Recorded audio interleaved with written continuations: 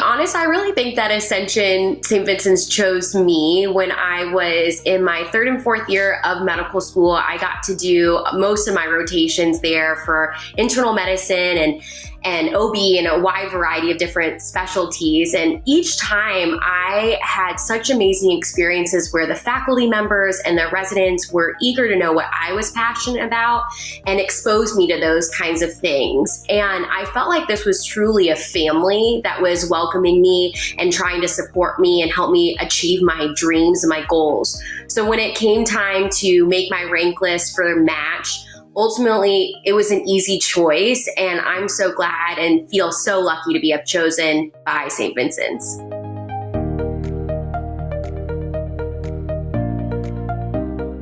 You want to have people that surround you and lift you up in those deep, dark moments and also cheer you on through those great moments. And that's what I found here at St. Vincent's Ascension, whereas, when it came down to the making my list, I wanted to compare everything to that institution because I couldn't find it elsewhere. And that's what you should be looking for. You want to know someone's going to help you become the best physician you could become, but also the best version of yourself.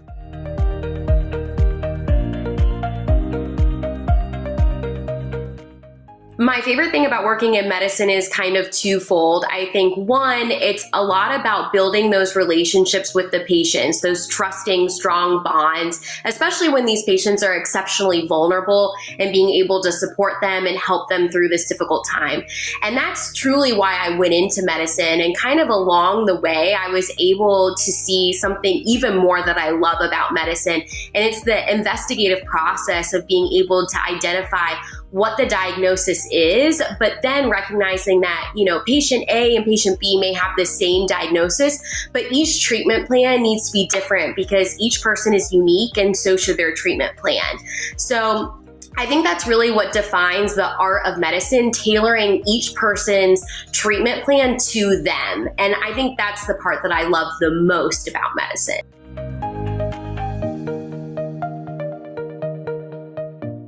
The number one thing is the people that I get to surround myself with every single day. I've been very fortunate with the residency class that I have. These people are my war buddies. We run to a code together. We run after each other when someone cries after seeing a patient unfortunately pass away. We also get to experience really great, wonderful moments when we cure someone of their cancer or whatever diagnosis, but then also experiencing weddings and babies and stuff like that together. So really, we've built these lifelong bonds, and we're so lucky to have done that, even if we've had these very high highs and these very low lows in the fields that we are pursuing.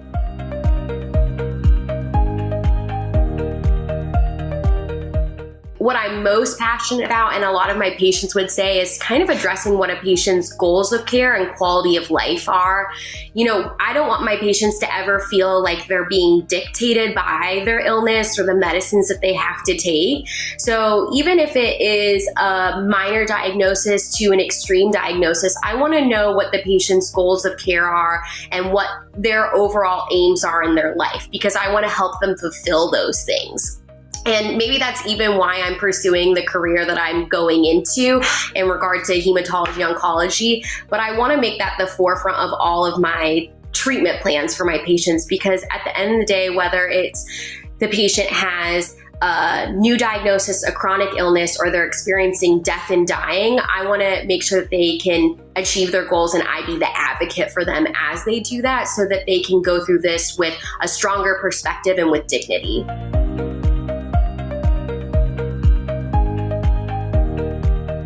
So I think that when we're going through medical school and when we start residency and when we're talking to our patients, a lot of times we talk about mental health and how to prioritize mental health, but maybe we as the physician going through it don't necessarily do it ourselves. And so what I really recommend for people walking away from this experience is embarking on residency or a field in medicine is to really think about what are some key things that can help you decompress at the end of the day, because once you're able to really prioritize your mental health, you can provide so much better for your patients and yourself.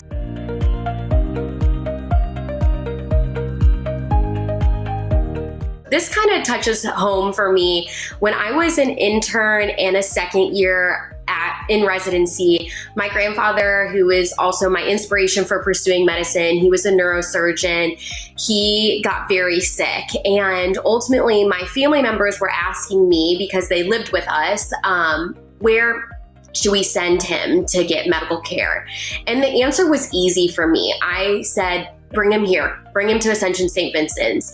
Not because it's where I work, but it was mainly because these were people that I'd really trusted. These were people that I had seen work tirelessly to make sure that they could give back to the patients the way that they would want done for themselves and for their own loved ones.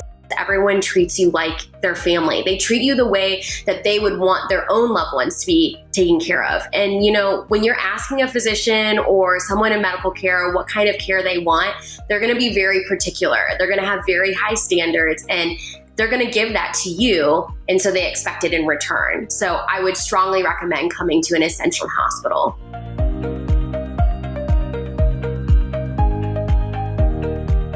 We see a wide variety of this. Either people have never established care with a physician, or they're one, scared about coming back because of COVID, or two, they're just worried about what kind of diagnosis they may end up with.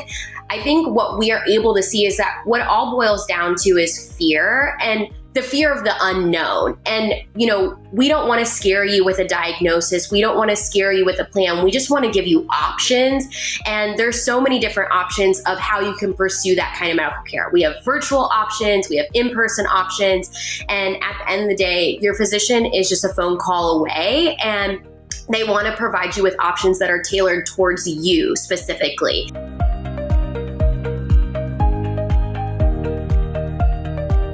There are two key women that have really inspired me to become a physician, but also become a working wife and a working mom overall. So I think the first one goes to my mom's breast oncologist. When I was in high school, my mom was diagnosed with breast cancer, and her oncologist met with me because I had a lot of questions, and she really took me under her wing. It helped me explore the field of breast oncology, and even allowed me to shadow her in the office so I could learn more about the field.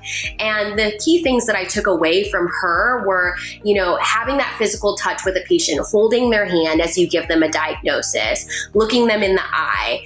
Also, giving them your phone number so that they can call you at any time if they're worried about something, and just being very honest with them. She had this way of making it so that patients were excited to come to the office, even if it meant that they were getting their diagnosis of cancer was worsening or getting better or whatever that may have happened. But they were eager to see her because she gave them a sense of hope and strength. And that's something that I want to emulate in my patient care throughout my career. And then my mom, she was an incredible force throughout my entire life, and she has been a working mom, a strong, independent woman, and I really hope that I can be all those things as I pursue my career in medicine.